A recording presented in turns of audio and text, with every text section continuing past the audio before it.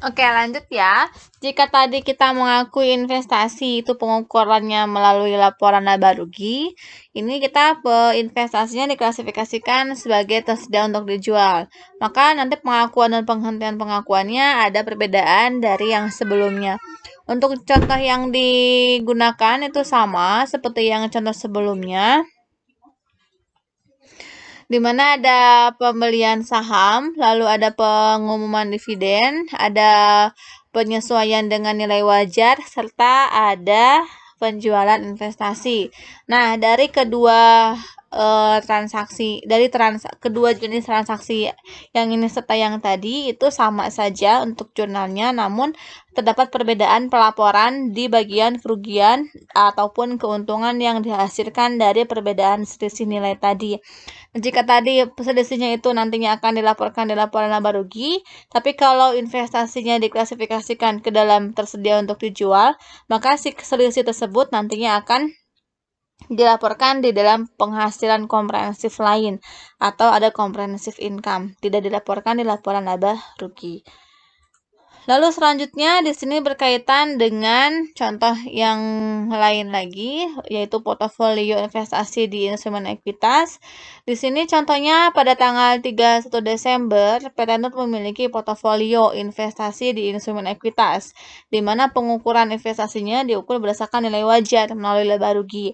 Untuk investasi, untuk portofolio ini si PT NUR memiliki beberapa jenis saham dari berbagai macam perusahaan. Salah satunya ada PT AMA. Di sini PT AMA sahamnya dijual tanggal 25 Januari 2016 seharga 27.600.000. Nah, berikut merupakan rincian investasi yang dimiliki oleh PT NUR selama tahun sampai per tanggal 31 Desember 2015.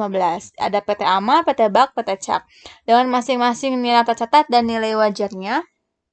Nah, di sini per tanggal 31 ini ada perbedaan nilai antara nilai tercatat dengan nilai wajar dari ketiga investasi yang dimiliki oleh si PT NUR.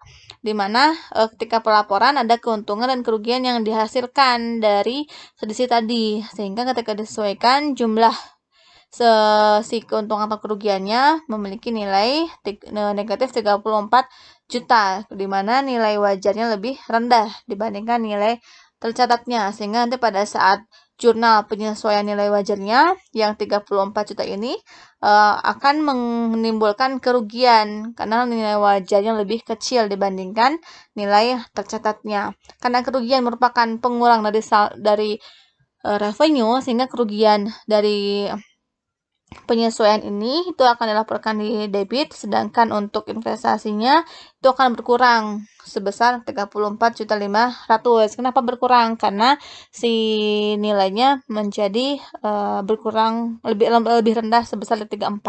Maka investasinya pun akan berkurang. Lalu di sini pada tanggal penjualan yaitu 25 Januari 2016 ada penjualan seharga 27.500.000 atas saham PT AMA. Nah, kita lihat nih nilai tercatat si PT AMA itu nilainya 25 juta. Lalu pada saat dijual dengan harga 27.250, maka ini ada keuntungan bagi perusahaan dari PT NUR senilai 2.250.000 karena nilai harga jualnya lebih besar dibandingkan nilai tercatat pada tanggal tersebut.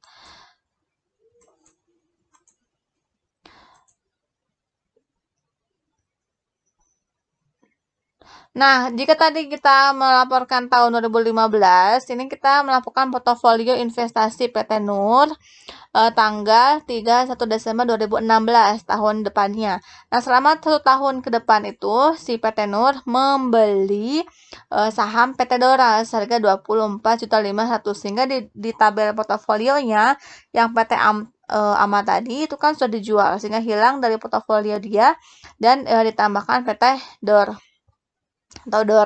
senilai 24.500.000 dengan nilai wajarnya 39.250.000. Sepertinya ada yang Nah, karena di sini tahun 2015 ada penyesuaian nilai wajar senilai 34.500.000, maka keuntungan dan kerugian yang dihasilkan per tahun 2016 seharga 36 juta itu dikurangi dengan penyesuaian periode sebelumnya, yaitu 34.500.000 dari hasil perhitungan portofolio tahun sebelumnya yang ini. Nah, ini 34. Yang nantinya itu akan dilaporkan di penyesuaian tahun 2016. Sehingga tahun 2016 penyesuaian nilai wajarnya itu menjadi tinggal 1.750.000, masih mengalami keuntungan karena nilai wajarnya masih lebih besar. Sehingga di sini kalau keuntungan ada pengakuannya dikredit senilai 1.750.000. Sedangkan pada tanggal 16 Maret ketika si PT DOR membeli saham PT Nuri membeli saham PT DOR, maka investasi di sahamnya bertambah dan kasnya berkurang. Nah, ini pengukuran setelahnya menggunakan harga perolehan.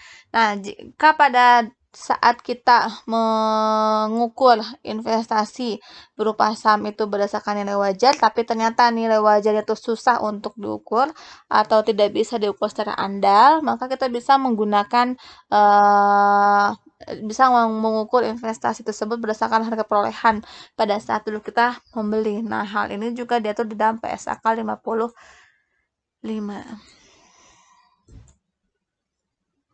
Nah, untuk metode ekuitas itu ada pengukuran setelahnya. Gimana untuk metode ekuitas ini? Dia menggunakan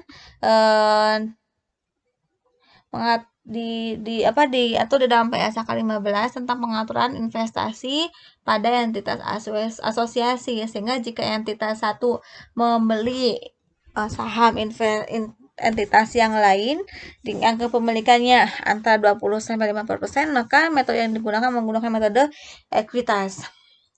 Lalu di sini pengertian penggunaan metode ekuitas akan tidak digunakan lagi jika si investor tersebut itu memiliki tingkat kepemilikannya itu lebih dari 50%, sehingga nanti investinya itu akan berubah menjadi perusahaan anak. Jika kepemilikannya lebih dari 50%, otomatis metode ekuitas yang tadi digunakan itu berubah menjadi metode konsolidasi.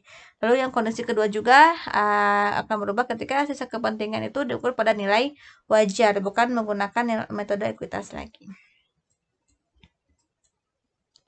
Contohnya di sini tanggal 2 Januari 2015, PT MIR membeli 25% kepemilikan PT Raisa seharga 55 juta.